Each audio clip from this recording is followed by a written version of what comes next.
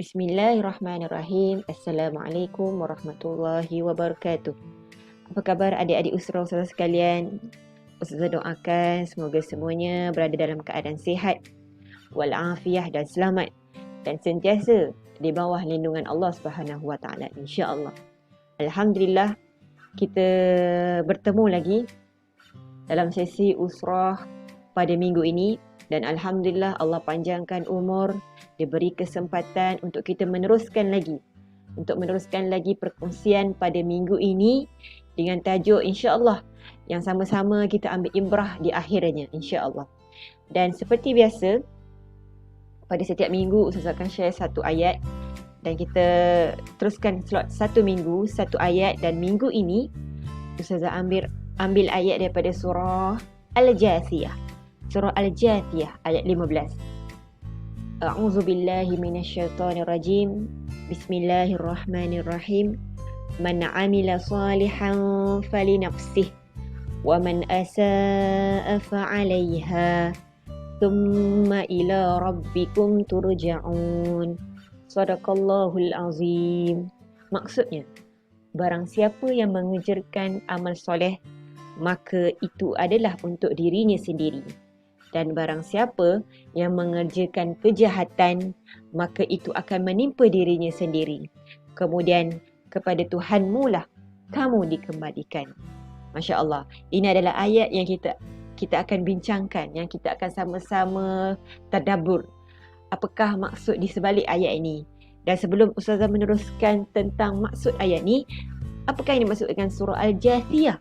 Masya Allah, surah Al-Jathiyah diambil daripada perkataan yang terkandung dalam ayat dalam surah tersebut. Dalam surah Al-Jathiyah ayat yang ke-28 ada perkataan Jathiyah. Dalam ayat tu menerangkan tentang keadaan manusia pada hari kiamat, iaitu semua manusia dikumpulkan di hadapan mahkamah Allah yang Maha Tinggi, yang memberikan keputusan terhadap perbuatan yang telah mereka lakukan di dunia. Dan pada hari itu, semua manusia yang dikatakan Al-Jathiyah ini semuanya berlutut. Semuanya berlutut di hadapan Allah. Jadi surah Al-Jathiyah ni bermaksud yang berlutut.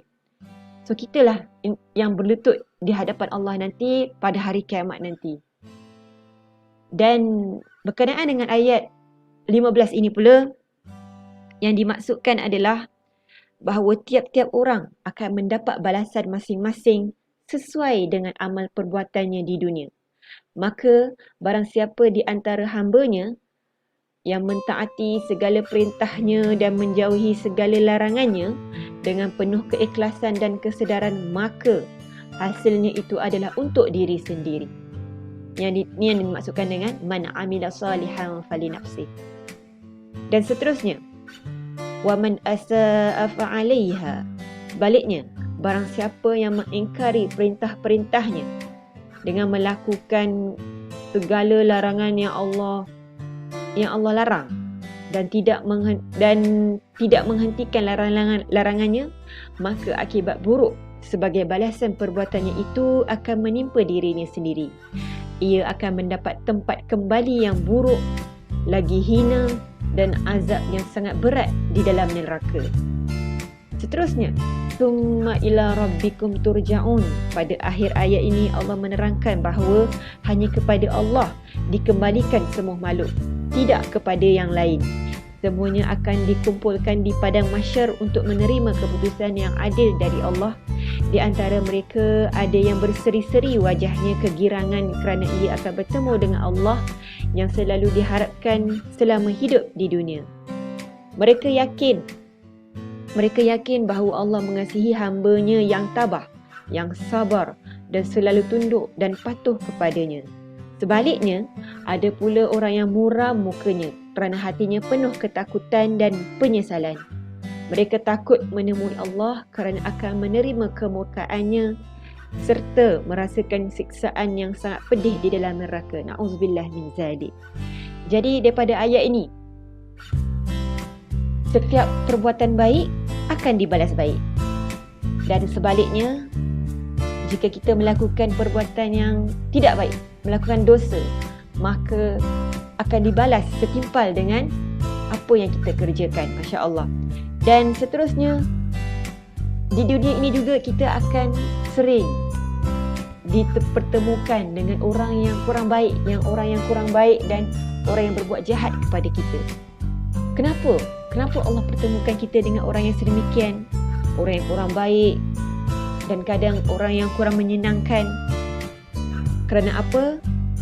Kerana Allah pertemukan kita dengan orang sedemikian untuk membentuk kita sabar, redha dan tenang. Selagi kita tak berubah, selagi itu kita asyik berjumpa dengan golongan ini sahaja. Masya Allah. Jadi sama-samalah kita perbaiki diri, latih diri kita menjadi seorang yang sabar, tenang dan redha. Dan teruslah kita berbuat baik walaupun dibalas jahat atau tidak dibalas. Kerana apa? Nanti Allah akan aturkan ada orang yang baik lain. Orang baik lain yang akan berbuat baik kepada kita. Yakinlah, setiap perbuatan baik akan dibalas baik. Jika tidak di dunia, di akhirat itu pasti. InsyaAllah. Jadi, daripada ayat 15 daripada surah Al-Jasiyah sebentar tadi, jelaslah bahawa di sini kita sendiri kena ada akhlak yang baik. Betul? Kita sendiri kena ada akhlak yang mahmudah, yang terpuji, yang baik untuk kita berbuat baik kepada orang dan dibalas baik. Jadi akhlak ni diambil daripada perkataan bahasa Arab, iaitu khuluqun, yang di mana akhlak ni meliputi dari segi kepercayaan kita, lagi daripada segi keyakinan kita, pegangan kita. Jadi sini akhlak ni dia termasuk dalam skop akidah kita. Dan seterusnya akhlak ni juga dimaksudkan dengan sikap kita, tabiat kita dan tingkah laku kita kepada seluruh makhluk di sisi kita. Jadi sebaik-baik akhlak di atas muka bumi ini, seperti yang kita semua maklum sedia tahu, sebaik-baik akhlak di muka bumi ini adalah akhlak Rasulullah. Dan Aisyah radhiyallahu anha pernah berkata, akhlak Rasulullah sallallahu alaihi wasallam adalah Al-Quran. Apakah yang dimaksudkan dengan hadis tersebut? Adalah kesemua kepercayaan, keyakinan, pegangan, sikap dan tingkah laku Rasulullah sallallahu alaihi wasallam semuanya merupakan pelaksanaan dan berdasarkan apa yang terkandung dalam Al-Quran.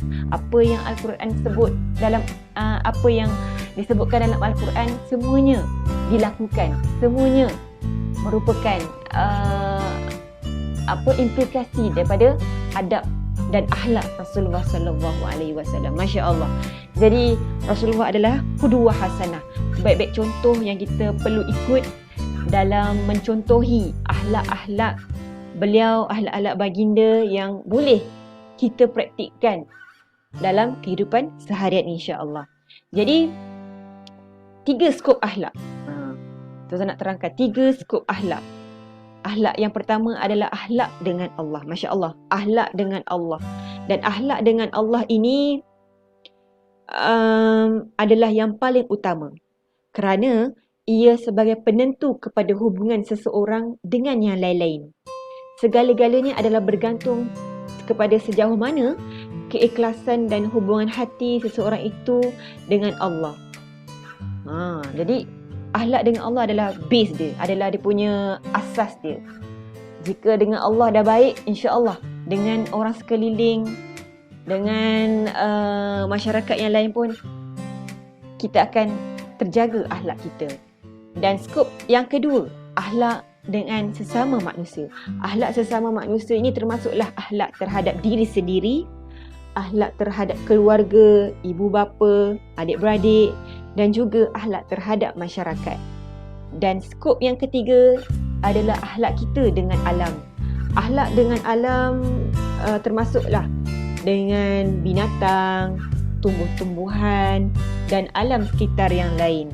Jadi kita perlu menjaga ketiga-tiga skop akhlak ini untuk kita mendapat keredaan dan pahala daripada Allah Subhanahu Wa Taala, insya-Allah.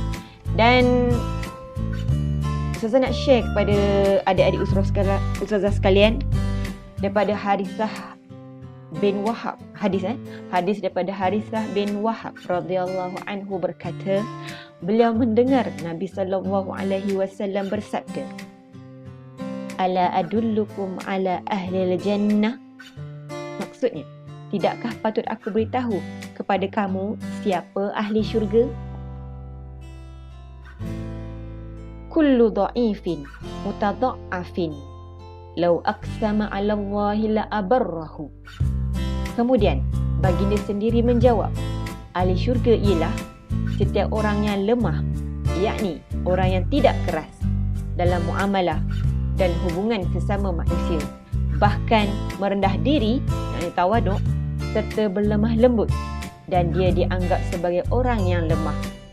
Namun hubungannya dengan Allah begitu sekali sehingga kalau dia bersumpah dengan nama Allah Subhanahu Wa Taala tentang sesuatu perkara, maka pasti Allah melakukan perkara itu kerana menyempurnakan sumpahnya itu. Terusnya, ala ukhbirukum bi ahlin nar? Tidakkah patut aku memberitahu kamu siapa ahli neraka? Kullu utullin jawazin mustakbirin. Maksudnya, kemudian baginda sendiri memberitahu dengan sabdanya, ahli neraka ialah setiap orang yang mengumpulkan harta kemudian kedekut terhadap hartanya, yang keras dan angkuh serta sombong. Dan daripada hadis ini kita dah nampak apakah ahli-ahli ahli syurga. Seperti yang disebutkan tadi, ahli syurga adalah orang yang tidak keras dalam muamalah, maknanya tidak kasar, tidak kasar ketika bergaul dengan orang, dan akhlaknya yang berendah diri serta berlemah lembut. Manakala orang yang sikap atau akhlak ahli neraka sebaliknya, mereka kedekut, keras hati, angkuh serta sombong. Jadi sama-samalah kita mujahadah diri kita ni supaya kita dapat menerapkan kesemua akhlak-akhlak yang baik dan menjauhkan diri daripada mempunyai akhlak-akhlak yang mazmumah, akhlak-akhlak yang keji, insya-Allah. Jadi jomlah kita renungi kata-kata ini, di mana lemah lembut ibarat air yang tenang, kasar ibarat angin kencang yang menghempas dan menghancurkan. Jagalah akhlak, jaga adab, jaga peribadi. Jadilah hamba yang taat dan dikasihi. Jadilah anak kepada ibu ayah yang menyenangkan hati.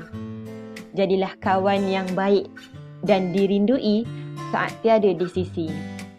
Dan jadilah insan apabila sudah tiada di dunia, sentiasa diingati kerana akhlak dan budi. InsyaAllah sama-sama kita renung-renungkan dan selamat beramal.